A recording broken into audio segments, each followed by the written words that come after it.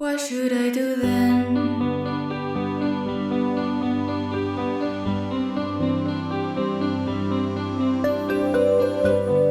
Parce qu'on est tous un peu perdus, mais qu'on avance mieux ensemble. Bienvenue dans Les Bulles, le podcast qui vous aide à mieux naviguer votre vingtaine. Coucou les gars, j'espère que vous allez bien. Pour ceux qui ne me connaissent pas encore, moi c'est Val, j'ai 22 ans et j'œuvre activement pour que notre génération vive mieux la vingtaine, qui est un gros moment, une grosse transition de la vie et un peu un mess. Et en plus de donner des pistes, avec les bulles, j'ai envie que ce soit un espace d'expression pour notre génération et qu'on nous entende. Donc bienvenue. Aujourd'hui, on se retrouve du coup pour un nouvel épisode de podcast avec un invité. Donc c'est Elliot Prigent. Vous verrez, il se présentera après. Mais en gros, c'est un entrepreneur que j'ai rencontré sur LinkedIn et qui partage des choses qui m'ont énormément parlé, surtout par rapport à la solitude. Il est en train de créer un documentaire justement qui va être un peu autour de ce sujet-là. Donc en fait, ça m'a vraiment interpellée et je me suis dit qu'il pourrait vraiment ajouter de la valeur au podcast et que son expérience pourrait vraiment être enrichissante pour vous comme pour moi. Donc voilà, j'ai invité Elliot, il a gentiment accepté de participer. Et voilà, vous verrez que cet échange est hyper cool. Et j'espère que vous allez passer un bon moment et que ça va vous apaiser et peut-être vous donner des réponses si vous avez des questions. Voilà, je vous souhaite une très bonne écoute. Bon, du coup les gars, recoucou. Du coup je suis avec Elliot, à qui du coup je vais demander de se présenter.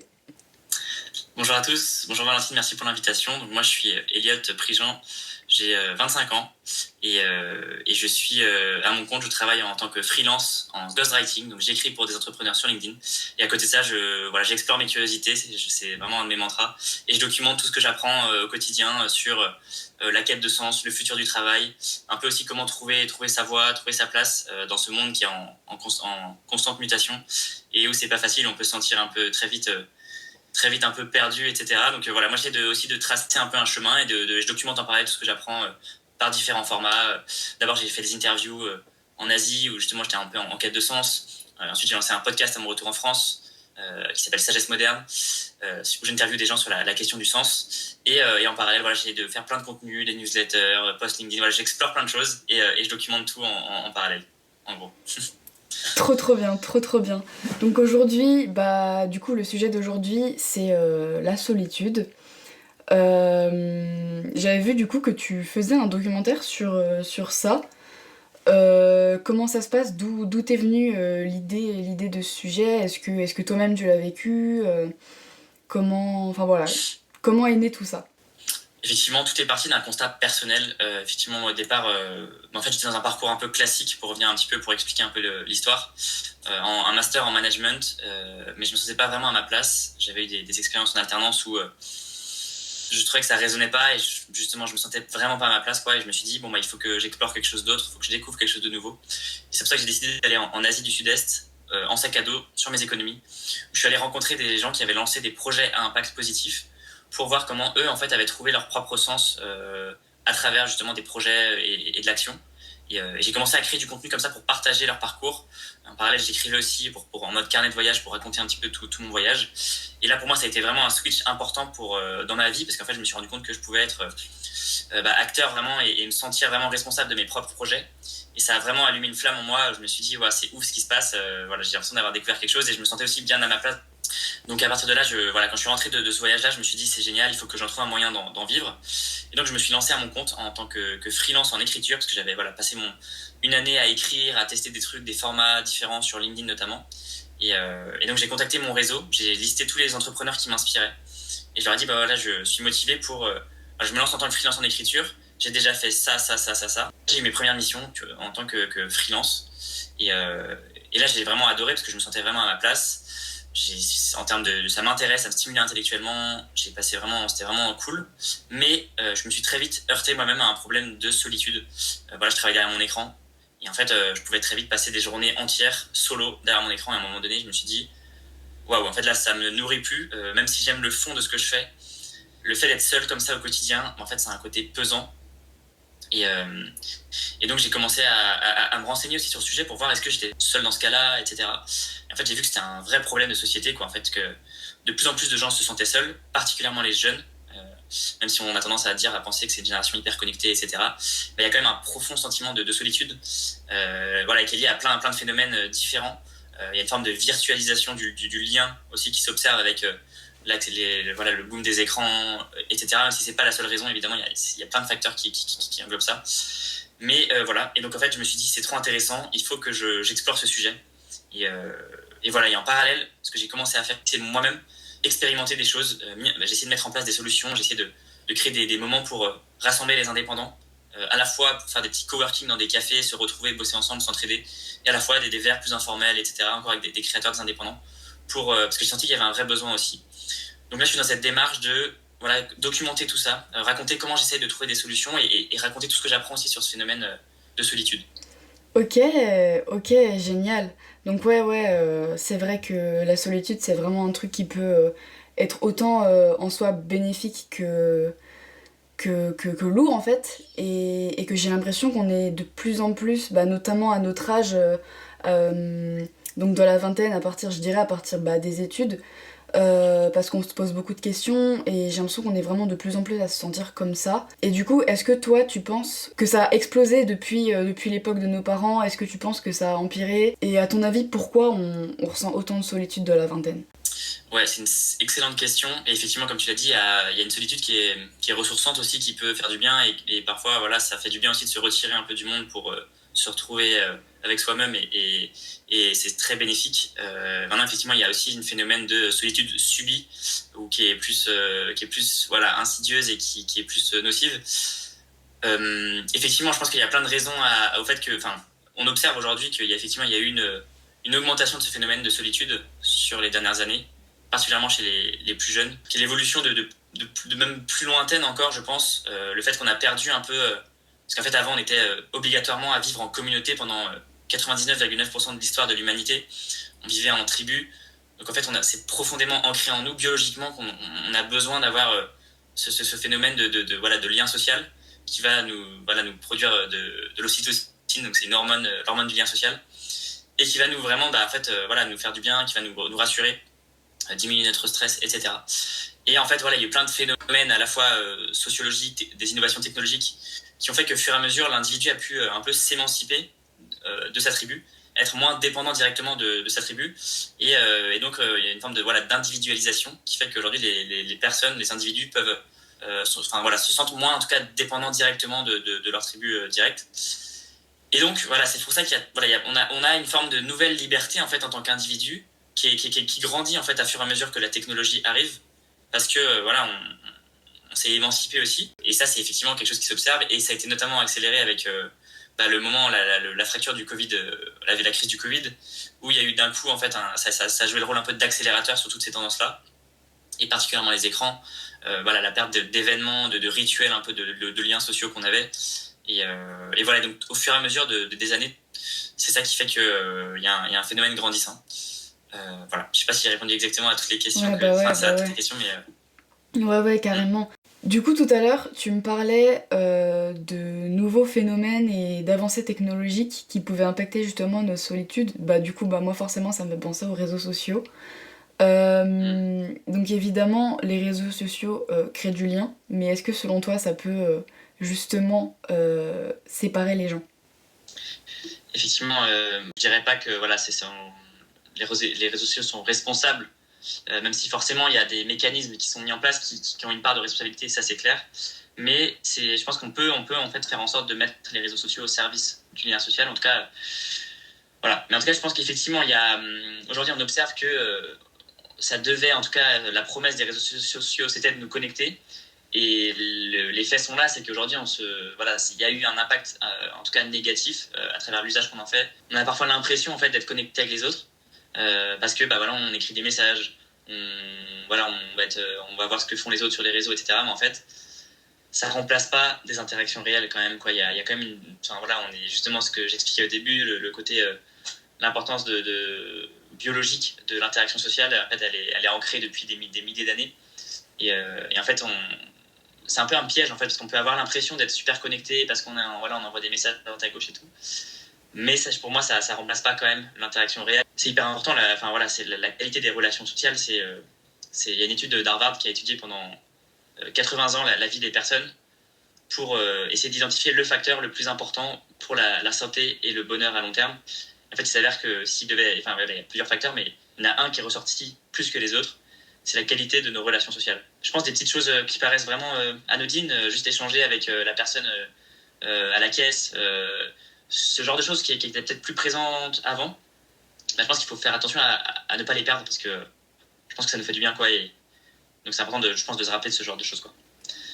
Ouais, c'est ça. Donc en gros les utiliser à bon escient et aussi comme tout en fait nuancer et surtout ne pas oublier nos vraies relations, enfin nos relations sociales dans le réel. Et je pense que c'est aussi pour ça du coup que t'organises aussi des événements entre entrepreneurs, c'est parce que bah, en fait ça fait hyper du bien d'être face aux gens et que quand on est entrepreneur ou même bah, jeune en général, on peut être hyper connecté mais on peut justement bah, en oublier le réel et ça peut vite être traite quoi. Surtout dans les nouvelles générations qui grandissent là-dedans. Donc j'imagine même pas les enfants, genre là, les nouveau-nés de cette génération qui vont grandir avec l'IA, avec tout ça, et en fait, à qui, enfin, ça va vraiment impacter la vie quoi. C'est fou à la vitesse à laquelle ça va. Et voilà, mais c'est vrai que voilà, avoir en tête, je pense, ça, de garder en tête ça, je pense qu'on a besoin de remettre un peu plus de conscience et d'intention sur la façon dont on utilise les réseaux sociaux. Et parfois, en fait, bah, peut-être, oui, forcément, on va perdre du temps si on fait, par exemple, une réunion en réel plutôt qu'en virtuel. On va avoir l'impression de perdre du temps, de se dire, bon, bah, c'est moins efficace, etc. Mais est-ce que ça n'a pas plus de sens aussi parfois parce que justement ça va nous faire du bien, parce que bah, il va y avoir cette création de lien social qui est à valoriser, parce qu'en fait c'est pas monétaire, c'est vraiment mais je suis sûr qu'à long terme on y gagne en fait à créer du lien, parce que voilà, ça nous fait du bien, et il y a ces effets aussi de réseau, de rencontres aussi qui se mettent en place, donc il y a plein de bonnes raisons pour moi de valoriser ça et de le garder en tête, quoi. Bah ouais, c'est ça. Et du coup, par rapport à ton documentaire, comment tu t'y prends pour tes recherches? Est-ce que tu vas interroger des gens? Est-ce que tu vas recueillir des témoignages? Est-ce que tu fais des recherches dans des livres, etc. Comment tu t'y prends? Au départ je pensais partir sur un modèle où ok, je fais un documentaire sur la solitude des jeunes, où je vais interviewer des experts, où je vais bah, aussi mettre en avant des témoignages de jeunes, et essayer de trouver des partenaires pour financer, voilà, pour que je puisse avoir quelqu'un en vidéo avec moi, etc. C'est peut-être quelque chose que je ferai à un moment donné, mais là, tout de suite, dans l'immédiat, j'ai un peu tourné ma façon de faire. Moi, au quotidien, comment je fais pour résoudre ce problème-là, et donc bah, mettre en avant les initiatives que je croise au quotidien qui permettent de résoudre ce problème-là. Donc plus en communiquer justement en live sur les réseaux sociaux pour voilà, mettre en avant les initiatives qui résolvent ce problème-là et qui résolvent ce problème-là, à la fois les initiatives que je crée moi-même, voilà, partager, vraiment montrer ce qui se fait déjà et explorer les solutions, et voilà, documenter tout ça en parallèle, et peut-être dans 6 mois, dans un an, on pourrait effectivement bah, ajouter plus des regards, des témoignages d'experts, et des témoignages de personnes qui aussi ont vécu la solitude, pour bah, justement avoir un documentaire qui parte plus de ma vie, du quotidien que je vis moi-même. Ça permet de faire quelque chose d'un format qui sera aussi plus incarné, et auquel peut-être les gens pourront plus s'identifier que quelque chose qui est très théorique, etc., quoi. Ouais, bah ouais. Est-ce que selon toi, tu fais une différence entre solitude et isolement? C'est vrai que la solitude, elle peut être choisie, et du coup, comme on disait, elle peut être bénéfique. Et pourtant, je différencie quand même la solitude subie, en tout cas la solitude ressentie, de l'isolement pour moi, parce qu'en fait, on peut se sentir seul avec du monde autour. Euh, et ça, c'est pas vraiment l'isolement, bizarrement. L'isolement, bon, c'est quand vraiment on est objectivement coupé du monde, en tout cas, qu'on n'a pas vraiment voilà, de relations sociales. Alors que la solitude, enfin le sentiment de solitude, effectivement, on peut avoir un cadre dans lequel on a l'impression d'être avec des gens, etc., mais on se sent pas connecté, c'est très subjectif.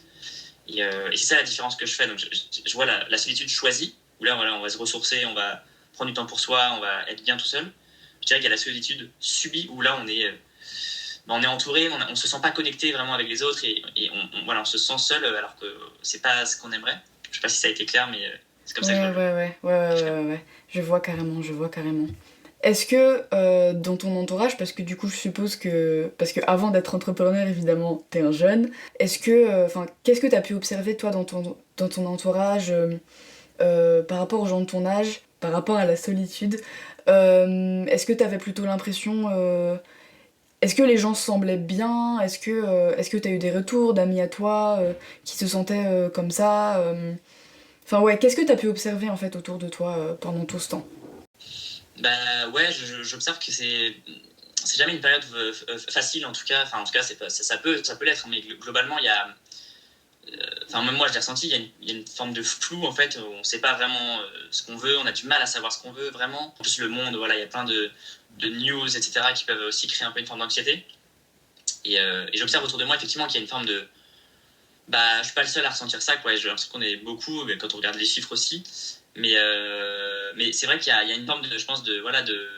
C'est un âge qui est pas forcément facile, une période qui est pas simple, de flou. Et après, je trouve que les gens, par contre, sur le côté solitude, bah, c'est un peu, un peu tabou quand même. Et je pense que les gens vont pas forcément l'assumer de se dire, bah voilà, je me sens seul. Alors que pourtant, en fait, quand on regarde les chiffres, on voit que beaucoup de gens se sentent seuls. Par contre, enfin voilà, c'est pas un sujet qu'on va aborder naturellement, je pense, autour de soi. Et, euh, et je pense que c'est un phénomène qui est d'autant plus vrai dans les grandes villes où en fait, des fois, il y a, enfin, plus on a de monde autour et en fait, finalement, plus on se sent seul, mais paradoxalement, ça peut arriver. Et surtout que c'est à cette période-là où justement on est un peu voilà, en transition, on a l'impression qu'on fait des choix hyper importants pour l'avenir, donc on se met aussi une forme de pression. Mais justement, je pense qu'il faut en profiter pour explorer, pour tester des choses, rencontrer des gens, se mettre dans une forme d'ouverture au monde. Et petit à petit, voilà, le chemin se fait en avançant. Je pense que c'est un des conseils que j'aimerais me donner à mon moi il y a 2 ans, c'est de...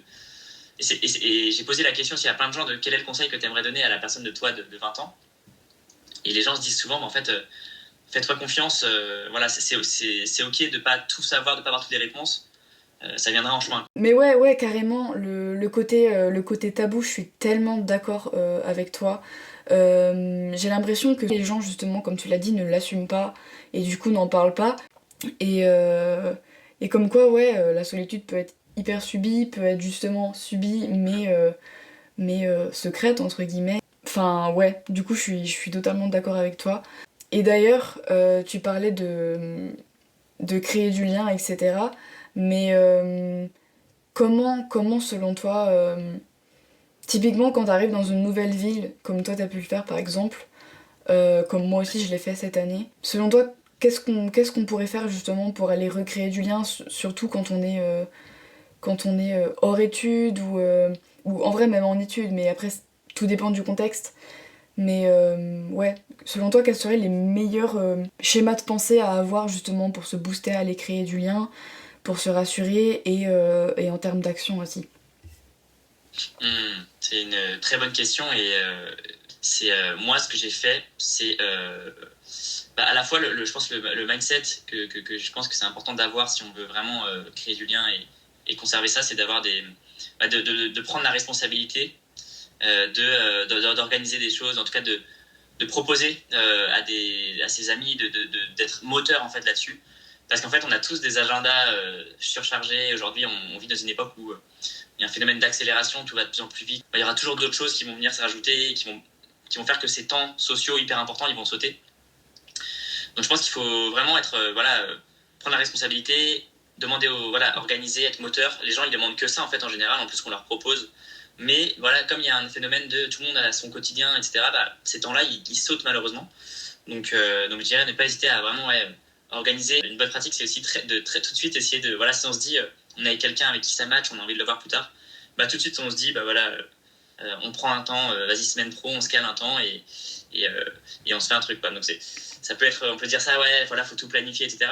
En tout cas, moi, de mon observation, si on le fait pas, ces temps-là sautent et je trouve que c'est encore plus dommage, quoi. Donc Grave, moi, je grave. trouve que c'est un bon moyen de le faire. Ouais, je sais pas si ouais, tu l'observes aussi. Ouais, ouais, je suis vraiment d'accord. Bah, je le vis aussi carrément et pareil, on me l'a déjà dit parce que du coup, je voulais mettre des dates et tout parce que je trouve que mettre des deadlines pour tout, en fait, c'est important parce que du coup, ça permet de clairement nous botter les fesses et d'avancer. Sinon, bah, tout reste des mots. Et d'ailleurs, ça me fait penser à un épisode de la saison 1 de Bref, je sais pas si jamais tu l'as vu, mais de tu remets tout à demain et demain le redonne à jamais. Ah oui, Et en fait, ouais, et en fait, ça me fait trop penser à ça. Genre, plus tu remets à plus tard les choses, en fait, si jamais tu mets pas de date, bah, y a pas de moment où tu y repenses, ou alors, enfin bref, tu prends pas le temps, comme tu l'as dit, on est dans le rythme de la vie et on a d'autres trucs à faire. Et ouais, et du coup, quand je vais mettre des dates, bah, du coup, les gens ont tendance à me dire. Ouais, mais du coup, l'improvisation, euh, y a plus sa place dans la vie et tout. Et si, pourtant, je suis hyper partisane de ça. Je trouve que c'est hyper important d'improviser. Mais après, tout dépend de l'importance et la priorité que tu mets sur les choses. Et voilà quoi. Donc, ouais, je pense, bah, tout est une question de nuance. Donc, il faut juste un équilibre entre les deux. Mais par rapport aux relations sociales, je suis carrément d'accord. Et ouais, il faut pas juste dire on se revoit un de ces quatre. À part si en vrai la personne, on est sûr de la revoir bientôt, si c'est ouais. des événements peut-être pas hebdomadaires, mais en tout cas réguliers, ou alors que t'es sûr, genre Mm. t'habites vraiment pas loin de cette personne et du coup tu sais que tu peux la recroiser au supermarché à un moment et tout, ou alors que la personne elle est pas si importante que ça et qu'en fait c'est juste une connaissance que t'aimes bien croiser de temps en temps et basta quoi. Mm. Mais c'est sûr que les amis importants qu'on voit pas souvent, c'est important de mettre des dates et de prendre du temps pour eux. Carrément. Et justement, tu as mentionné le fait que ouais, ça peut être hebdomadaire, etc. Effectivement, c'est un deuxième point, je pense, qui peut être une solution à ça, c'est le côté rituel, en fait, de se dire, bah voilà, tous les X temps, on se fait un point, enfin, on se fait un point, on se fait un verre, on se fait un truc, on se fait un dîner. Bah, en fait, ce côté rituel, il est important parce que justement, c'est une autre manière de se dire que bah voilà, on va rencontrer une personne, on va créer du lien avec cette personne de manière récurrente ou un groupe. Et ce côté rituel, il est aussi assez important de se dire, bah voilà, se fixer une fréquence. Bon, à tout moment, on peut improviser quelque chose d'autre sans forcément que ce soit planifié. Mais en tout cas, il y a ces trucs-là qui est là, qui est organisé, et ça, c'est cool. Et j'avais deux autres points aussi, enfin, une autre méthode potentiellement pour quand on veut rencontrer du monde. Moi, c'est ce que j'ai fait aussi. C'est que je suis allé voir sur des trucs type Eventbrite, c'est des événements où il y a plein de trucs qui existent en fonction de ses passions, de ses intérêts, etc. Où il peut y avoir des soirées, des trucs de rencontres.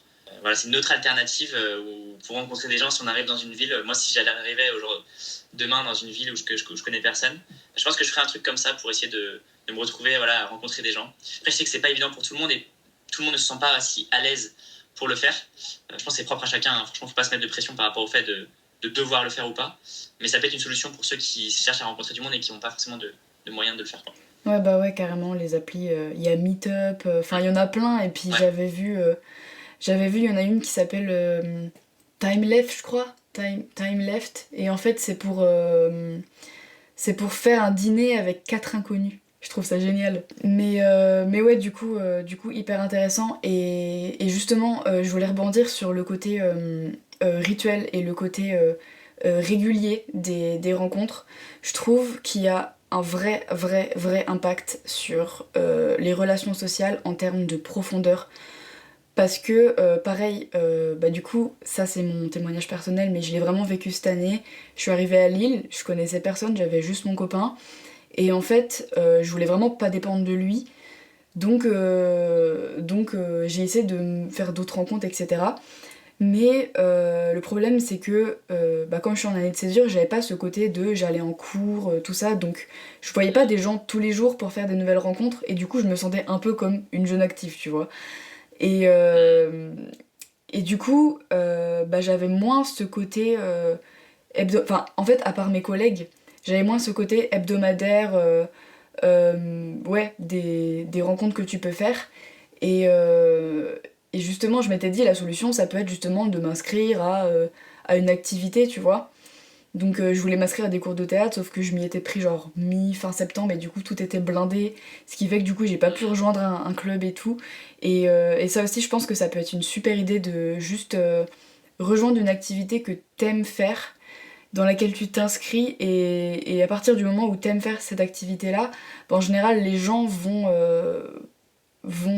s'aligner à toi parce qu'ils vont aimer à peu près les mêmes choses que toi et du coup ce sera plus facile. Surtout si vous faites un truc fun ensemble, tu vois, genre comme des cours collectifs de sport ou des trucs comme ça. et que ça, je pense que c'est vraiment, vraiment sous-estimé, le côté régulier des rencontres. Effectivement, super conseil, le fait de faire une activité, ça permet d'être, peut-être pour ceux qui sont moins à l'aise, moins gênant de se dire que d'aller à un événement de networking où on sait qu'on va devoir aller parler les autres directement, etc. C'est un bon moyen, effectivement, de faire ça. Enfin, moi, vraiment, j'ai fait d'ailleurs du théâtre, ce genre de choses. Je joue au foot aussi. Et en fait, c'est des petits rituels qui font trop du bien, quoi. Donc, c'est top. Bah ouais, carrément. Ouais, vraiment, en fait, c'est vraiment ça, le côté rituel. Je trouve que c'est vraiment le bon mot par Mm. rapport à ça. Ouais, grave. Et ah oui, et du coup, tout à l'heure, tu parlais des gens qui peuvent se sentir seuls tout en étant entourés. Qu'est-ce que tu aurais à dire par rapport à ce sujet? Et quel conseil, du coup, t'aurais à donner à toutes ces personnes-là? Bah, effectivement, je pense que ça, enfin, ça arrive quand on se sent pas forcément.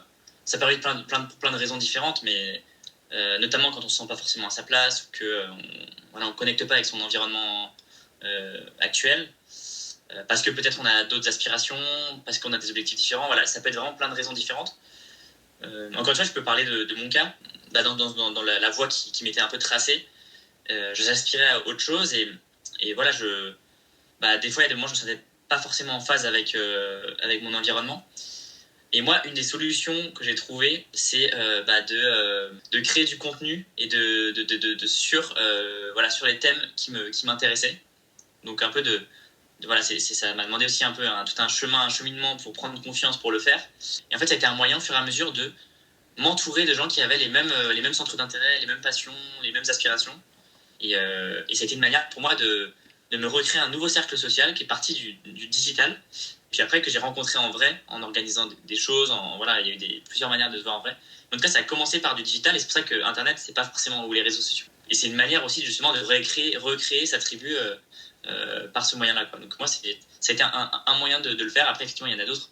Ça peut être des activités, se faire des activités plus en lien avec ce à quoi on aspire, ce genre de choses. Euh, mais voilà, globalement, la méthode que j'ai trouvée, c'était ça, quoi. Ouais, ouais, carrément. Et puis surtout se rappeler dans ces moments-là, quand on est entouré, en tout cas, que dans tous les cas, on a beau se sentir seul, on ne l'est pas, et qu'il y aura toujours des gens, enfin, on aura toujours des gens pour nous, autour de nous, et que justement, bah, comme tu l'as dit, ça peut être une très très bonne idée de se connecter avec des gens qui sont dans le même genre de situation que nous. Même en dehors des centres de loisirs, si c'est une situation compliquée, tu vois. Euh, Mmh. Bah, le fait de se sentir compris par quelqu'un, en tout cas, je pense que ça peut changer beaucoup de choses. Et bah, moi perso, ça m'a vraiment, vraiment aidé grave de rencontrer d'autres personnes en année de césure, tu vois. Je me sentais moins extraterrestre, à devoir tout le temps me justifier pourquoi j'étais en année de césure et pourquoi j'étais pas en master et tout. Et ouais, juste ces gens-là avec qui peuvent te comprendre en tout cas sans un milliard de mots, quoi. Ouais, c'est clair. Ça, c'est très précieux, hein. Par rapport à ton documentaire, euh, quel impact t'aimerais pouvoir avoir? Moi, j'aimerais que les personnes, après l'avoir visionné, elles aient envie de faire une chose, c'est juste de rassembler des amis et de passer un temps ensemble, tu vois, ouais, ou de la famille, ou de contacter un proche. J'ai envie que les gens, en fait, de revaloriser dans l'esprit des gens l'importance, faire comprendre en fait l'importance du lien social et comprendre qu'aujourd'hui, ça fait partie vraiment des trucs qui doivent être fondamentaux dans nos vies parce que c'est ça c'est le lien social, c'est ce qui nous nourrit profondément, c'est ce qui nous donne du sens aussi à notre quotidien. Donc voilà, c'est vraiment, je veux avoir cet impact de créer une prise de conscience sur l'importance et le fait d'être soi-même, chacun individuellement, moteur, acteur de ça. Mais voilà, qu'il y a vraiment une prise de conscience globale là-dessus, quoi, sur le fait qu'il faut absolument, parce que c'est un sujet qui est complexe, parce qu'en fait, on peut agir dessus à plein d'échelles, et forcément, d'abord à l'échelle nationale, c'est important sur comment sont faites les villes, les espaces de sociabilité, etc. Forcément, ça compte. Mais aussi à l'échelle individuelle, on peut agir en étant moteur là-dessus, en créant des événements, voilà, dîner avec un ami, etc. Rien que ça, en fait, ça a trop de valeur, quoi. Bah ouais, carrément. Et d'ailleurs, ça me fait sourire que tu dises ça. Enfin, genre, ça me ramène à un truc. Le fait que tu dises que les relations sociales, en fait, c'est beaucoup plus important que ce qu'on pense. J'avais lu une fois, je sais plus du tout où, mais j'avais lu que, en fait, sur notre lit de mort, en soi, la dernière chose qu'on va dire, c'est pas je suis fière de ma carrière ou tout ça, c'est on va parler à nos proches qui seront en général autour de nous et ou alors on va dire dis à machin que je l'aime enfin ce sera souvent des messages d'amour mais du coup aux gens qu'on aime et en fait on voit la force du coup des liens sociaux et qu'en fait c'est une chose qui nous accompagne vraiment jusqu'au bout quoi. Autre question, je voulais te demander, selon toi, est-ce que des périodes de solitude peuvent être constructives et qu'est-ce que toi justement t'en as appris? Grave. Bah moi, carrément. Enfin moi, ça a été vraiment. J'ai voilà, à la fin de mes études, je suis parti. Bon, moi, c'était assez radical hein, mon choix, mais je suis parti 8 mois en sac à dos en Asie, seul. Donc bon, voilà, j'ai été vraiment à l'extrême pour le coup. Même si voilà, le but c'était aussi justement d'être moi-même en position de ok, bah, il faut que je rencontre des gens, il faut que j'aille vers les autres, etc. J'ai pas le choix si je veux pas rester seul. Mais ça m'a offert plein de moments justement plus d'introspection, de réflexion. Des fois dans le brouhaha du quotidien, le fait d'être toujours stimulé par les écrans, par les autres, ça peut être bien, mais ça peut être aussi néfaste parce que des fois on perd un peu sa boussole intérieure et ça peut être un peu difficile de savoir où on veut aller. Et le fait de justement parfois être capable de se retirer un peu du monde, prendre un peu du temps seul, ça permet pour moi ce vide-là, il est hyper important parce qu'il permet de renouer avec ce qui est là, ce qui est au fond, mais ce qui a besoin d'espace pour émerger. Le fait de renouer avec des centres d'intérêt, tester des choses, voilà, prendre du recul sur les choses. Voilà, la solitude, ça a plein de bénéfices pour moi pour ça. Mais voilà, ce qui n'est pas évident, c'est de trouver l'équilibre entre ce moment où on va un peu s'isoler du monde, prendre du temps pour soi, voilà, rester en solitude un petit temps, et le moment où en fait voilà, ça a pu être bénéfique et ça va être ça, le côté négatif va reprendre le dessus. C'est propre à chacun, c'est très subjectif comme phénomène, donc c'est ça qui est pas évident aussi. Et voilà, mais c'est vrai que ouais, moi la solitude ça a été vraiment quelque chose qui m'a aidé aussi à prendre confiance en moi, à me sentir aussi peut-être parfois moins dépendant des autres, et ça c'est quand même important aussi parfois, même si voilà, il y a aussi quelque chose qui a de la valeur au fait d'être interdépendant, c'est-à-dire qu'on dépend de l'un, que l'un dépend de l'autre, c'est ce qui va aussi renforcer le lien, mais effectivement il y a toujours voilà, c'est important d'avoir quand même une certaine indépendance. Et pour moi, la solitude, ça m'a permis ça. Aller au cinéma seul, ça peut être quelque chose que certains peuvent trouver honteuse, alors qu'en fait, pas du tout. Quoi. C'est vraiment aussi savoir être bien avec soi-même, en fait. Et c'est top. Quoi. Carrément, carrément. Je pense que c'est hyper important qu'on n'ait pas cette phobie d'être seul parce que bah, c'est vraiment pas la chose à faire et que c'est quelque chose qui peut nous éloigner de nous-mêmes encore plus. Et moi en tout cas c'est vraiment ça que j'en ai retiré cette année, le fait d'avoir pour le coup vécu la solitude pour la première fois pendant un bon mois. Et ben alors qu'avant je la choisissais aussi et c'est là qu'on voit la vraie différence entre la solitude choisie et la solitude subie. Et que ouais bref tout ça pour dire que ce que j'en ai vraiment retiré c'est que évidemment qu'on est un être social, évidemment qu'on a besoin des autres, mais il ne faut pas justement pour autant avoir peur d'être seul. Et moi ça m'a vraiment appris à être encore plus là pour moi-même on va dire, et à être un peu comme ma sorte de meilleure amie, tu vois, bah, comme tu disais tout à l'heure, à faire des sorties seule, etc.